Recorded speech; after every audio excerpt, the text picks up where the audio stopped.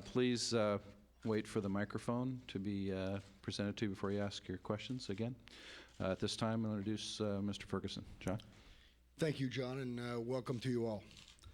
It's been my honor and a privilege to serve as the general manager of the Toronto Maple Leafs Hockey Club. The tradition and success of this organization, well known, well regarded, and it's been my privilege serving as the general manager. I want to thank our board for the tremendous opportunity. I want to thank our great Maple Leafs fans, our players, our coaches, of course, my family, for their unwavering support. I'm proud of my record here. I've learned a great deal, and I'm excited for my next challenge. Thank you. I can take questions.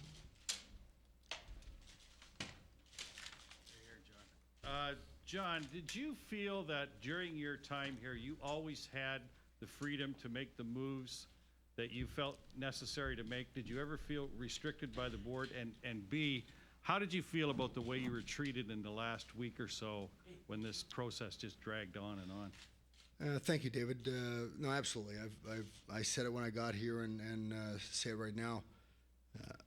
I have had all of the duties typically reserved to the general manager. Everyone reports to superiors, to boards. Our club's no different.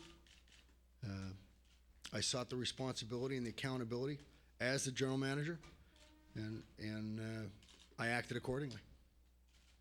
Regarding this process, I respect the ownership's right to make a change. Every organization has that right, and it's been exercised. As I said, I'm proud of my record here. I've learned a tremendous amount, and there have been somewhere in the neighborhood 11 general managers hired since I've been here, and again, I am excited about my next opportunity. John, when you look back at your time here in Toronto, is there anything that you would do over again if you had the chance to? Well, it's a great deal. I mean, we can look back with 20/20 hindsight and really rehash any number of transactions, decisions. That's part of being a general manager.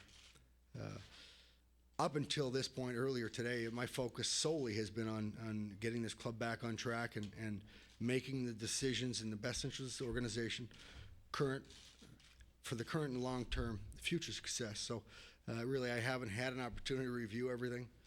As I said, I've learned a great deal. We all learn from experience, and I'm better off for it, and I believe this club is as well. John, there was a lot of speculation about your future in the last 10 days or so. Even though when you found out from Richard Petty this morning, were you still surprised to a certain degree? You know, it's interesting. I mean, it's hard to really describe the sense. Again, my focus and attention was solely on the task at hand. That continued through some hours ago, and while not expected, again, I respect our board and our ownership's right to make a change. John, two questions. One, what time did they tell you, and how did they tell you today? I spoke with Richard Damien sometime around 10:30 or so, and you know, go ahead.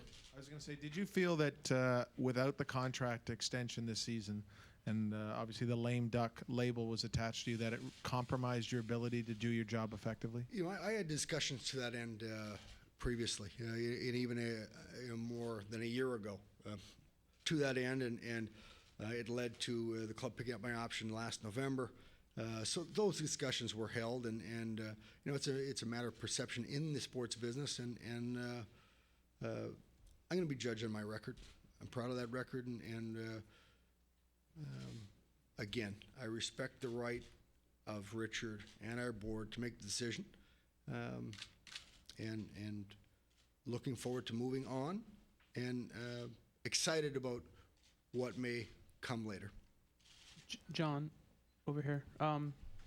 As much as this is a day no one wants to come, and as much as it's you said you were focused on the job you were doing, I think for anyone who's ever had job security questioned, they know what it feels like. Is there any sense of relief that there's at least some finality and ending today? No. This, as a competitor, you always believe that you will succeed and see things through, and I feel that's the way I feel.